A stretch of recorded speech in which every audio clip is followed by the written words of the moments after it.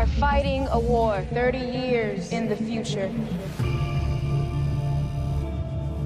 You see time travel in movies. This is a different take on it. Why don't we just jump back to earlier in the war? The jump link doesn't work that way. The philosophy of time travel in this film is that time is like a river flowing in one steady direction. And this jump link places two rafts on that river of time. So if I jump 40 years ahead and spend 10 days, when I jump back, it'll be 10 days from now.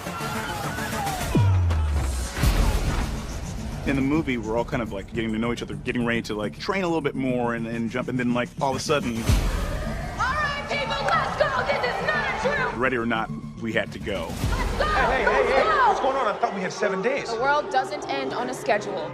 There's something about time travel, strangely, that's very conducive to telling a story of a family.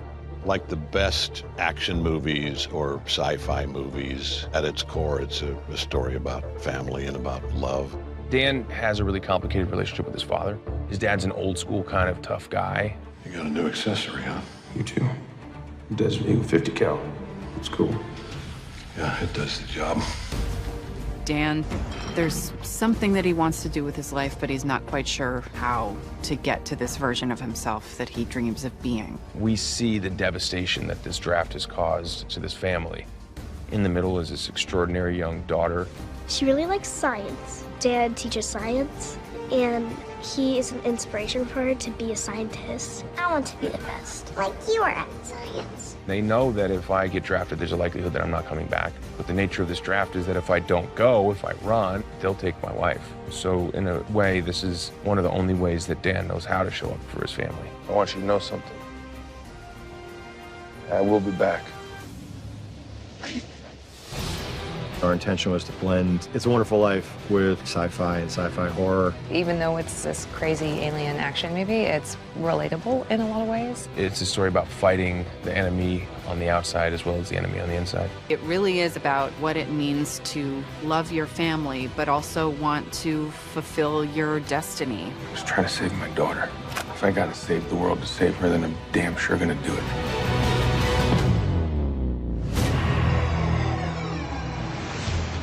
This is a film about people living in present day who are drafted to fight a war that's happening in the future. I play Dan Forrester, who feels like he's destined to do something extraordinary. Dan's a family man just trying to get by and do the right thing. It takes this global event for Dan to realize his destiny. I'm not a hero. I was trying to save my daughter. The draft is taking people out of their everyday lives to be soldiers, most of whom are not equipped to be soldiers. The idea of a bunch of ordinary people who the audience could relate to seemed really interesting. Anybody can get drafted, like anybody. Bus drivers, truck drivers, it's a real gumbo of people. That everyday people are having to fight. I found it really exciting. What you think you know about basic training does not apply. You will not march, crawl, or climb. I was kind of looking forward to that. Dan does have combat experience, but he's surrounded by a lot of people who do not, and he sees it as his responsibility to try to get them through the war. How do you know how to do all this stuff, man? Long story. Yeah, ex-military? Yeah. Kind of a short story, I guess. My character, she's a total badass, and her job is to help recruit soldiers to fight the war. We are ready, but very reluctant. Why don't we have pictures or videos, it would help us to know what we're up against? The consensus was if the public saw what they face when they reached the future, it would become virtually impossible to fill that hangar. Next time someone asks that, you should probably just lie. There's something really fun, vibrant, exciting in the idea that these are regular people being thrust into battle with this overpowering alien force.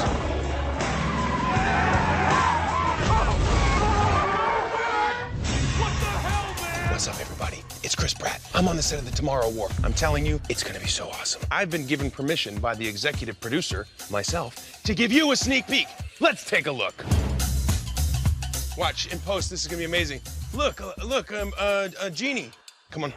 Over here's our actual set where I'm filming. Fan interactions for me, that's what it's all about. You know, it's all about the fans. This particular fan won a radio contest. I think he's kind of nervous, but he has nothing to be nervous about. I'm a regular guy. Okay, come on. Why don't we go meet my co-star, it's Yvonne Strahovski. You know her from The Handmaid's Tale. She's extraordinary. Come on, come meet her. I know that we've been told that we're not allowed to share anything, Right. but I think we should just blow right through that and spoil some major plot points. No, Okay? no, you're not allowed to say any of that. Okay. All right, so this is one of our practical sets. I'm here with Sam Richardson. This is intended to be Miami in the future. The whole premise of the film is we're at war with a force that is not human. You know, things are not looking good for the humans, but luckily we've got Chris and Sam. You know what that means. Probably gonna save the day. You'll just have to wait and see. We're gonna go ahead and get out of here. Jump on, bro. You got it.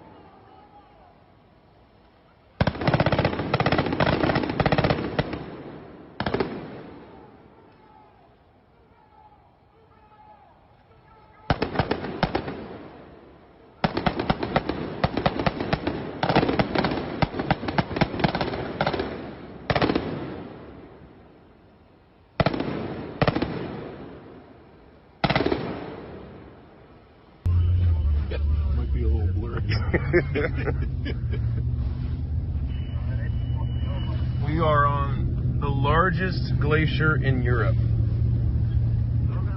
Bigger than even the glaciers of Greece, Italy, or Spain. We're in Iceland, and it is true. Yes, sir. Chris is making a movie.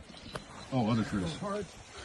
This ice cave goes, we've scouted it, it goes down 3,000 miles and it ends up in Santa Monica underneath the pier. Unreal.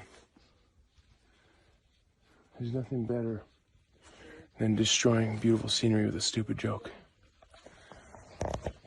Well, there's a couple things that are maybe better than that.